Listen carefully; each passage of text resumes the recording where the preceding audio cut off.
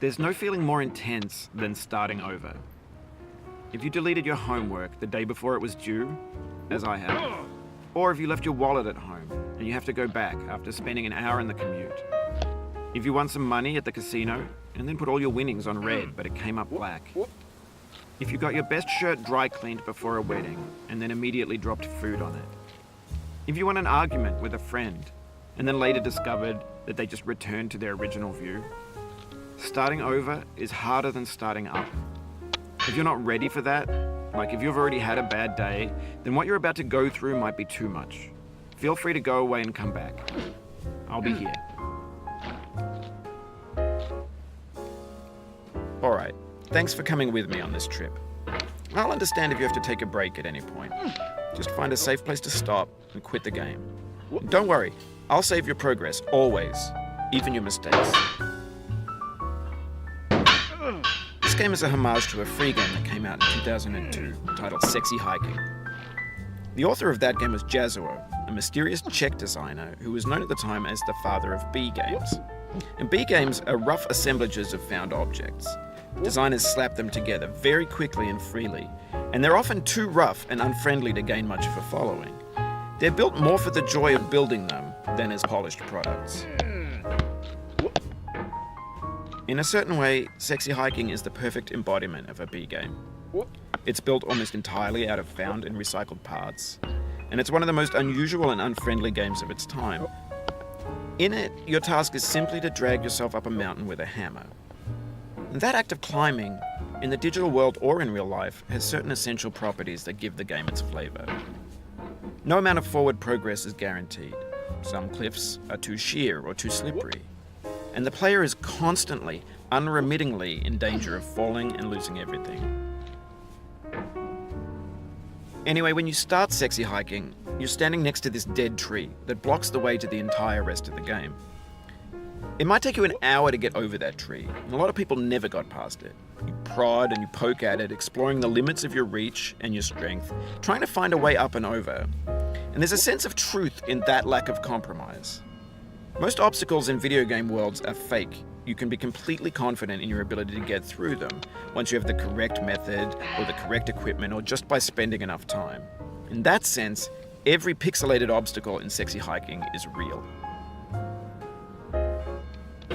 The obstacles in Sexy Hiking are unyielding, and that makes the game uniquely frustrating. But I'm not sure Jazuo intended to make a frustrating game. The frustration is just essential to the act of climbing, and it's authentic to the process of building a game about climbing. A funny thing happened to me as I was building this mountain. I'd have an idea for a new obstacle, and I'd build it, test it, and it would usually turn out to be unreasonably hard. But I couldn't bring myself to make it easier. It already felt like my inability to get past the new obstacle was my fault as a player rather than as a builder. Imaginary mountains build themselves from our efforts to climb them, and it's our repeated attempts to reach the summit that turns those mountains into something real. When you're building a video game world, you're building with ideas, and that can be like working with quickset cement. You mold your ideas into a certain shape that can be played with, and in the process of playing with them, they begin to harden and set until they're immutable, like rock. And at that point, you can't change the world. Not without breaking it into pieces and starting fresh with new ideas. For years now, people have been predicting that games would soon be made out of prefabricated objects, bought in a store and assembled into a world. And for the most part, that hasn't happened, because the objects in the stores are trash. I don't mean they look bad or that they're badly made, although a lot of them are. I mean they're trash in the way that food becomes trash as soon as you put it in the sink. Things are made to be consumed and used in a certain context, and once the moment is gone, they transform into garbage. In the context of technology, those moments pass by in seconds. Over time, we've poured more and more refuse into this vast digital landfill that we call the internet. It now vastly outnumbers and outweighs the things that are fresh and untainted and unused. When everything around us is cultural trash, trash becomes the new medium, the lingua franca of the digital age. And you can build culture out of trash, but only trash culture. B games, B movies, B music, B philosophy. Maybe this is what digital culture is. A monstrous mountain of trash, the ash heap of creativity's fountain. A landfill with everything we ever thought of in it. Grand, infinite, and unsorted. There's 3D models of breakfast, Gen X's fanfic novels, scan magazines, green screen Shia LaBeouf, banned snuff scenes on LiveLeak.